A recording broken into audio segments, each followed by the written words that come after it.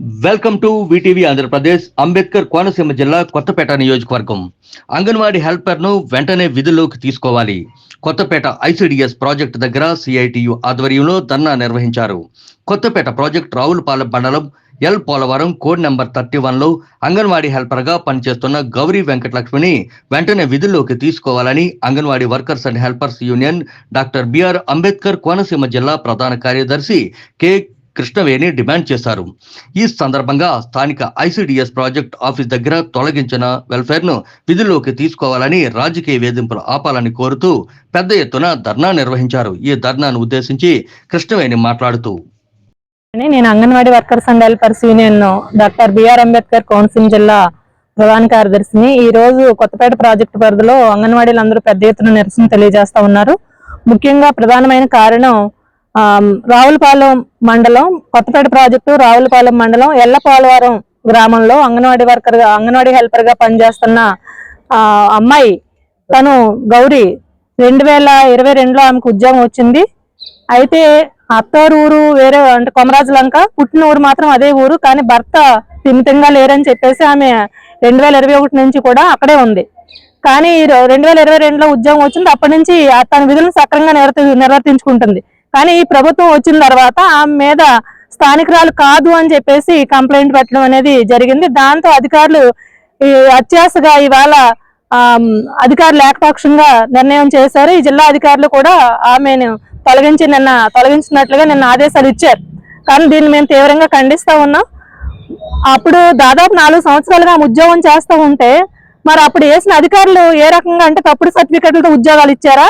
మరి వాళ్ళ మీద అధికారులు కూడా చర్యలు తీసుకోవాలి కదా. మరి అలాంటప్పుడు ఇవాళ ఇదే ఆధారం మీద వాళ్ళ కుటుంబం బ్రతుకుతా ఉంది. 2 పిల్లలు ఉన్నారు, తండ్రి ఉన్నాడు.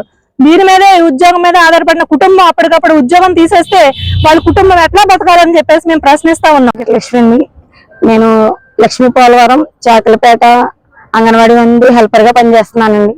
నాకు 2022లో జాబ్ వచ్చిందండి. అంటే నేను 21నే నా ఆధార్ అయ్యి మార్చుకున్నానండి. ఎందుకంటే నా భర్త సవ్యంగా లేకపోవడం వల్ల మా నాన్నగారు ఇక్కడ తీసుకొచ్చేసారండి మమ్మల్ని. అందుకోసమని అప్లై చేసుకుంటే అప్పుడు ఉద్యోగం అప్పుడు వచ్చిందండి, ఉద్యోగం 2022లో. తర్వాత ఈ కోట ప్రభుత్వం వచ్చాక నీకు రేషన్ కార్డు, అప్పుడు నేను ఇచ్చినప్పుడు రేషన్ కార్డు నాకు ట్రాన్స్ఫర్ పెట్టాను సార్.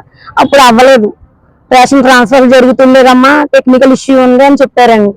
తర్వాత అప్లై చేసుకుందామని ఇంకా చేయలేదు సార్. ఆ రేషన్ కార్డు ట్రాన్స్ఫర్ జరగలేదు.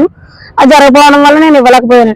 తర్వాత ఈ కూటమి ప్రభుత్వం వచ్చాక రేషన్ కార్డులు లేదు నాకని ఫస్ట్ మెమో ఇచ్చారండి.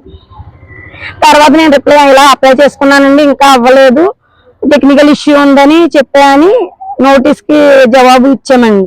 మళ్ళీ తర్వాత మళ్ళీ కొన్ని రోజులు ఆగి, ఒక 6 నెలలు అలా ఆగి మళ్ళీ ఇచ్చారండి. మళ్ళీ తీసుకున్నారు, అప్లై చేసింది సార్. నాకు మొన్న రేషన్స్ ట్రాన్స్ఫర్స్ జరిగినప్పుడు, నాకు రేషన్ ట్రాన్స్ఫర్స్ జరిగినప్పుడు కార్డు కూడా వచ్చిందండి.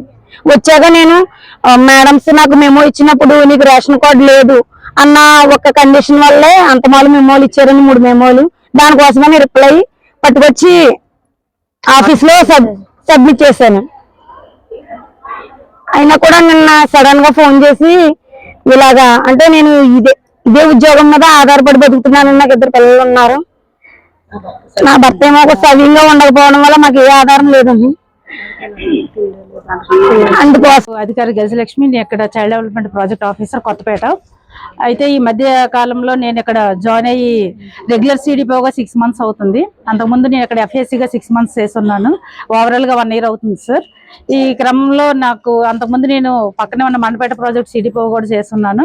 ఆ టైంలో నాకు ఇక్కడ ఒక ఎంక్వైరీ వేశారు. ఎల్పోలవరం లక్ష్మీ పోలవరం అంగన్వాడీ హెల్పర్ ఆ విలేజర్స్ నుంచి పీజీఆర్ఎస్ గ్రీవెన్స్ కి వెళ్ళడంతో స్పందన గ్రీవెన్స్ కి దాని మీద అప్పుడున్న ప్రాజెక్ట్ డైరెక్టర్ వారు ఎంక్వైరీ చేసి రిపోర్ట్ అడిగారు. ఆ విలేజ్కి వెళ్ళి ఎంక్వైరీ చేయడం జరిగింది. ఆ టైంలో రిక్రూట్మెంట్ ఆమెకి 2022 అక్టోబర్లో రిక్రూట్మెంట్ చేయడం జరిగింది. ఆ టైంలో ఆమె రిక్రూట్మెంట్ టైంలో స్థానికతను ధృవీకరించే ధ్రువపత్రాలు అక్కడ స్థానిక నివాసిత ధ్రువపత్రం రెసిడెన్షియల్ సర్టిఫికేట్ కానీ అట్లాగే రేషన్ కార్డు కానీ ఏమీ సమర్పించి ఉండలేదు. ఆవిడ ఈ ఊరు కూతురు, కోడలు కాదు, ఉద్యోగం కోసమే గ్రామానికి వచ్చారు అని చెప్పేసి అక్కడ నుంచి స్పందన గ్రీవెన్స్ రావడం, దాని మీద ఎంక్వైరీ వేయగా అక్కడ అంగన్వాడీ హెల్పర్తో మాట్లాడి ఆమె ఇచ్చిన సమాచారం మేరకు నేను అక్కడ విలేజర్స్తో కూడా మాట్లాడి రిపోర్ట్ సబ్మిట్ చేయడం జరిగింది.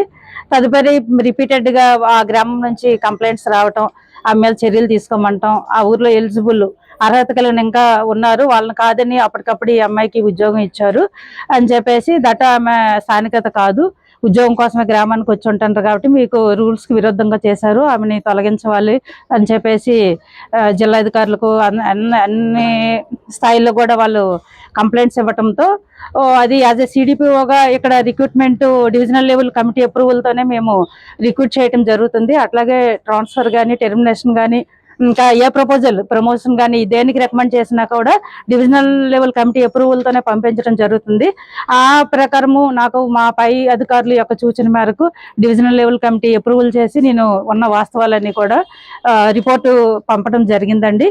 అది జిల్లా స్థాయి అప్రూవల్ తీసుకొని అవి ఉన్నతాధికారుల ఆదేశాలతో ఆమెకి తొలగించమని నాకు మా ప్రాజెక్ట్ డైరెక్టర్ వారు ఒక ప్రొసీడింగ్ పంపారు.